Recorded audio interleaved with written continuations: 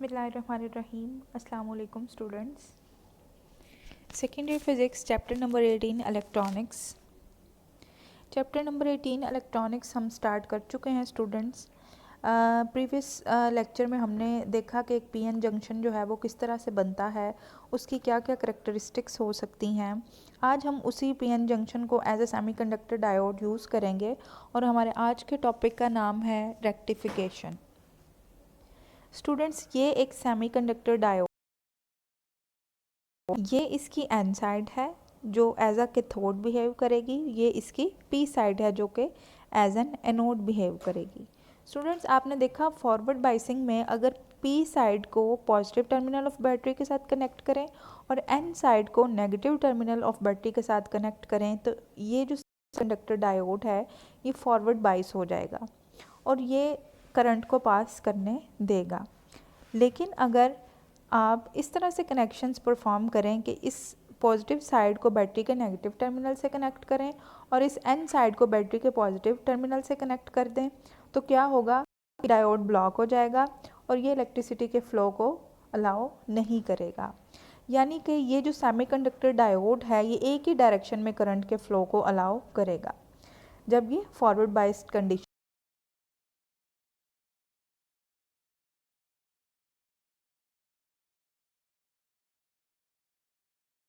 करेगा। और जब नेगेटिव साइकिल आएगा तो ये डायोड क्या करेगा, ये हम अपने आज के लेक्चर में डिस्कस करेंगे। तो आज का जो हमारा लेक्चर है वो एक बहुत ही इम्पॉर्टेंट टॉपिक है, दैट इज़ रेक्टिफिकेशन। स्टूडेंट्स, हमारे घरों में जो इलेक्ट्रिसिटी की सप्लाई आती है ये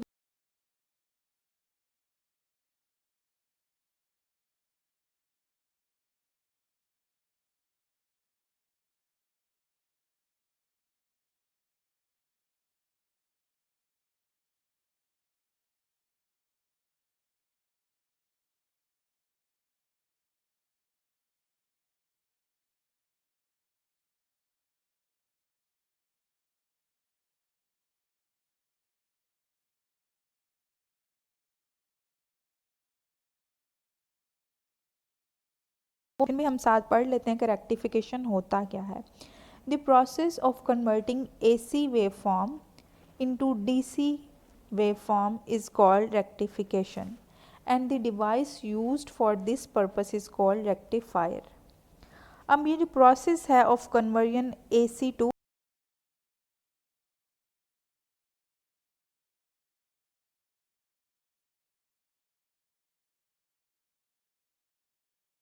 नेक्स्ट पॉइंट है, semiconductor diodes are extensively used for rectification. यानी रेक्टिफायर सेमीकंडक्टर डायोड ही होते हैं जो रेक्टिफायर बनते हैं। ये सेमीकंडक्टर डायोड ही हैं जो AC करंट को DC करंट में कन्वर्ट करते हैं। तो सेमीकंडक्टर डायोड यूज होता है रेक्टिफिकेशन के लिए। There are two common methods for rectification. अब रेक्टिफिकेशन के दो कॉमन मेथड हैं। First one is half wave rectification and second one is full wave rectification. हाँ जी स्टूडेंट्स, तो हाफ वेव रेक्टिफिकेशन में क्या होगा, a type of rectification in which only one half cycle of the input AC current is converted into DC current is called half wave rectification. यानी कि ऐसा input current का सिर्फ half cycle जो है वो आउटपुट में कन्वर्ट होगा, फुल साइकिल कन्वर्ट नहीं होगा। अब ये प्रोसेस होगा किस तरह से, फॉर दिस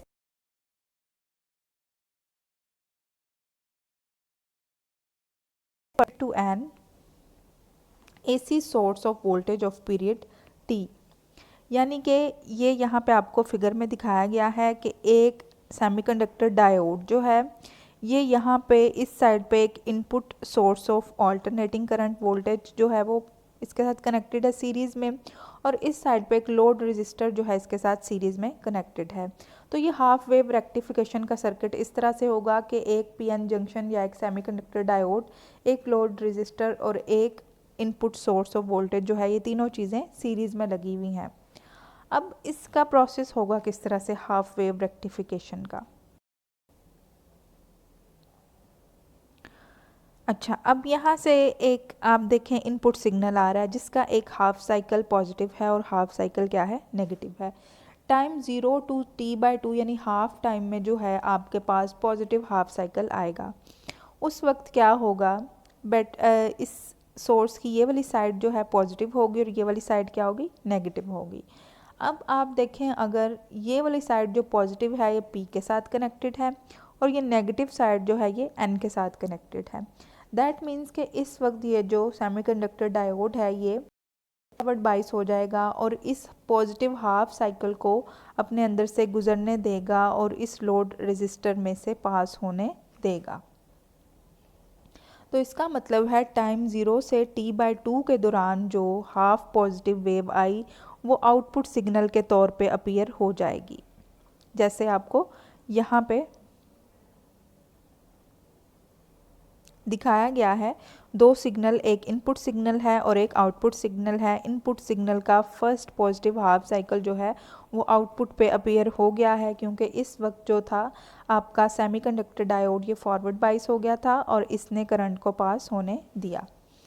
अब स्टूडेंट्स नेक्स्ट हाफ साइकिल में क्या होगा, नेक्स्ट हाफ साइकिल में टाइम t/2 से t तक ये जो नेगेटिव हाफ साइकिल है ये यहाँ पे अपीयर होगा।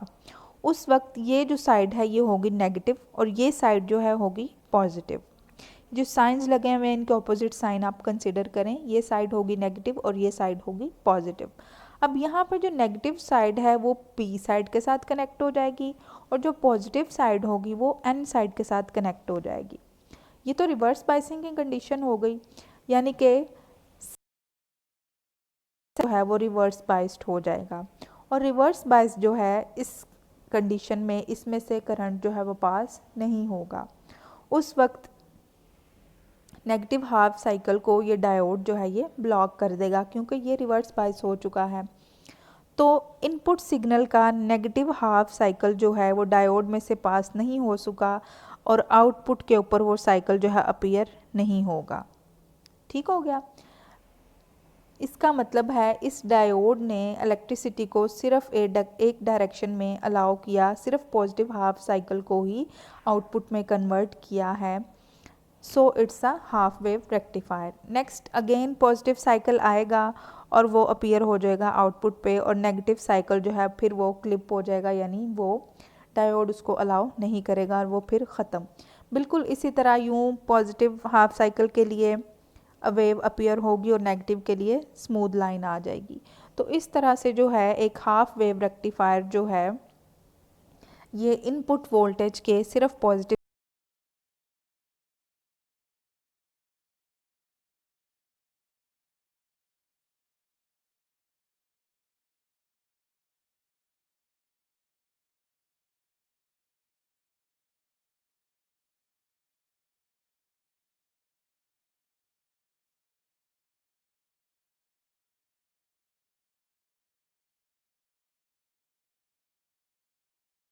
हमारा है टॉपिक, इसी का सब टॉपिक वो है फुल वेव रेक्टिफिकेशन।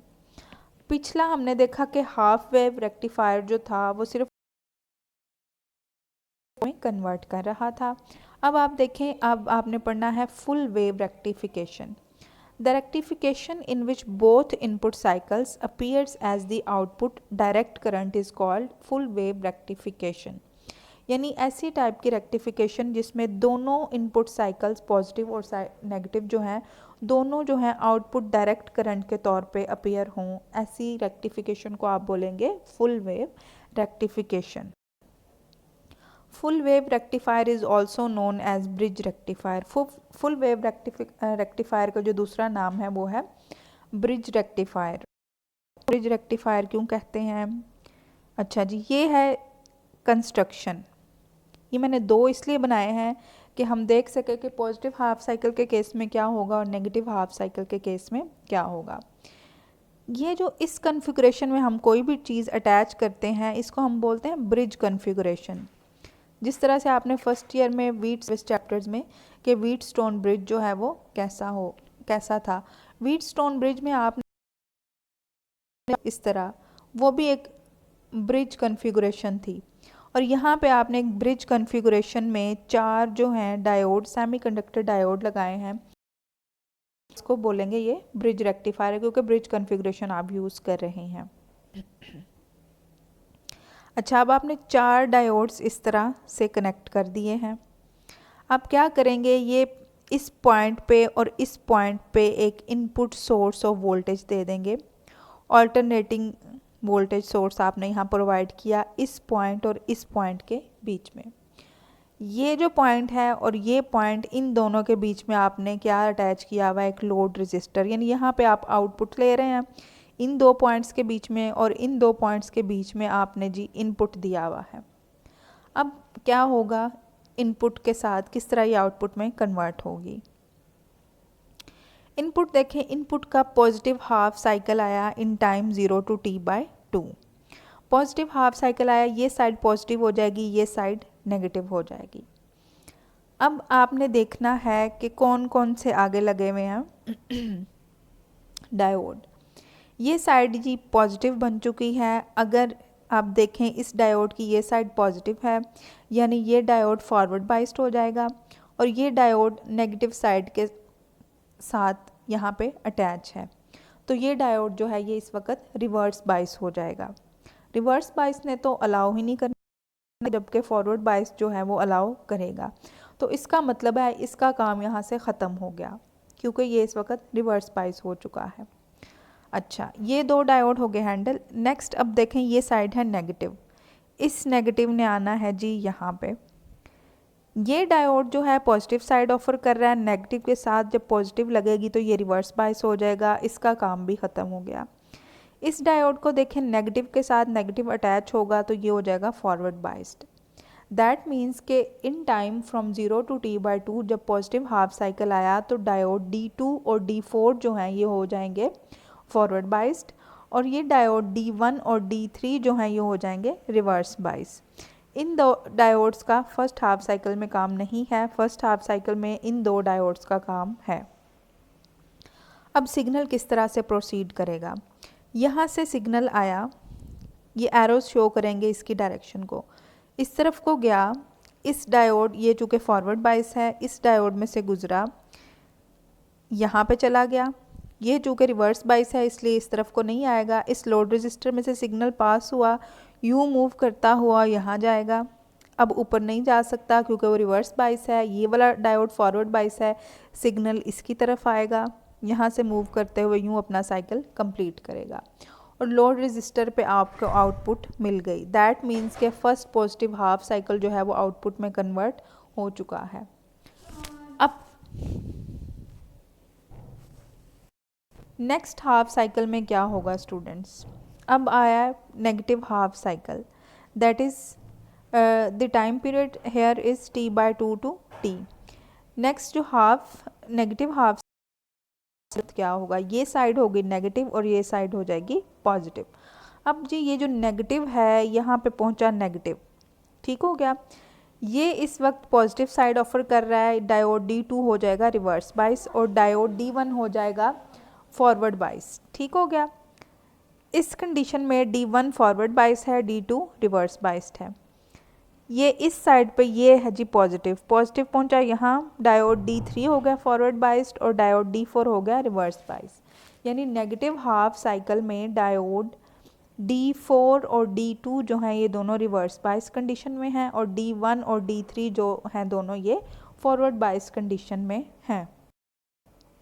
अब जो सिग्नल आएगा वो किस तरह प्रोसीड करेगा, चूँकि पॉजिटिव साइड से स्टार्ट होता है तो ये सिग्नल यहाँ से चलता हुआ आया, यहाँ ये फॉरवर्ड बाइस है, इसमें से गुजरेगा, इस लोड रजिस्टर में से सिग्नल गुजरा, इसमें से गुजरते गुजरते जो है सिग्नल वो पहुँच जाएगा जी यहाँ पे, यहाँ इस तरफ गया, अब नीचे नहीं आएगा क्योंकि यहाँ पे ये रिवर्स बाइस है। सिग्नल यहाँ से होता हुआ ऊपर चला जाएगा, इस डायोड D1 में से गुजरेगा और यूँ इस तरह से यहाँ पे पहुँच के अपना साइकिल कंप्लीट करेगा। तो वो लोड रजिस्टर में से गुजर गया, तो दैट मीन्स के नेगेटिव हाफ साइकिल को भी रेक्टिफायर ने आउटपुट में कन्वर्ट कर दिया है। तो ये इसकी प्रोसेसिंग थी, इस तरह से होगी। अब ज़रा हम सिग्नल्स को देखते हैं। ये ऊपर है इनपुट सिग्नल, जो ऑल्टरनेटिंग करंट है, और ये नीचे है डायरेक्ट करंट का output signal. First half cycle आया, कन्वर्ट हो गया डीसी में, नेगेटिव हाफ साइकिल आया, वो भी कन्वर्ट हो गया। आप देखें रजिस्टर में से दोनों केसेस में एक ही डायरेक्शन में करंट पास हो रहा है, इसमें भी डाउनवर्ड और इसमें भी डाउनवर्ड। दैट मीन्स कि दोनों कंडीशन जब पॉजिटिव हाफ साइकिल था तब भी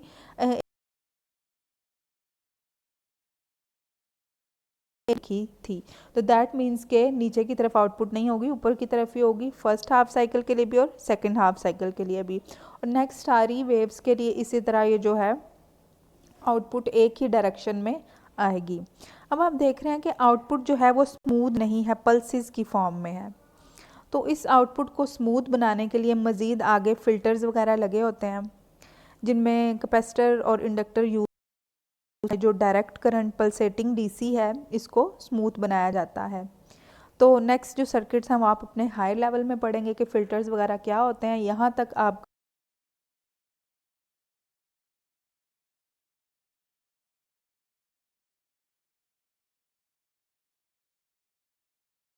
ने एक छोटा सा आपके लिए इंफॉर्मेशन के लिए पॉइंट मुझे मिला था, मैंने लिखा है कि हाफ वेव रेक्टिफिकेशन में 40% जो इनपुट का सिग्नल का जो है 40%, 40.6% जो है वो आउटपुट में चेंज हो जाता है, और फुल वेव रेक्टिफायर में 81.2% जो है वो आउटपुट में चेंज होती है। ये 100% इसलिए नहीं होती क्योंकि होते हैं और डायोड के अंदर पोटेंशियल बैरियर होते हैं जो कि कुछ एनर्जी जो है वो कंज्यूम कर लेते हैं। सो ये इनकी परसेंटेज होगी कन्वर्जन की। तो ये था आपका topic full wave rectification.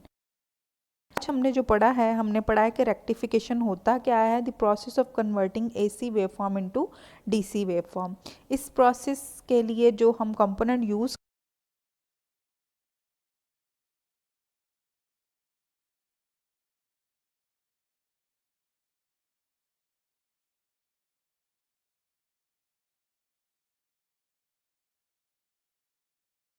Load को इनपुट सोर्स और लोड रजिस्टर के साथ कनेक्ट करके आउटपुट ली। आउटपुट में सिर्फ हमें पॉजिटिव हाफ साइकिल जो थे वो आउटपुट के तौर पे अपीयर हुए, नेगेटिव हाफ साइकिल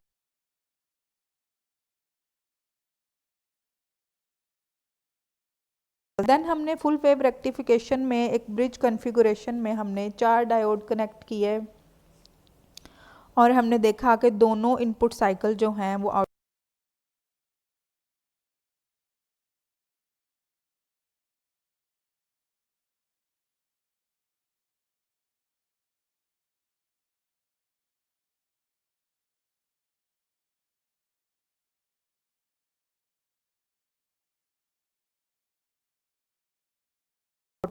रेक्टिफिकेशन।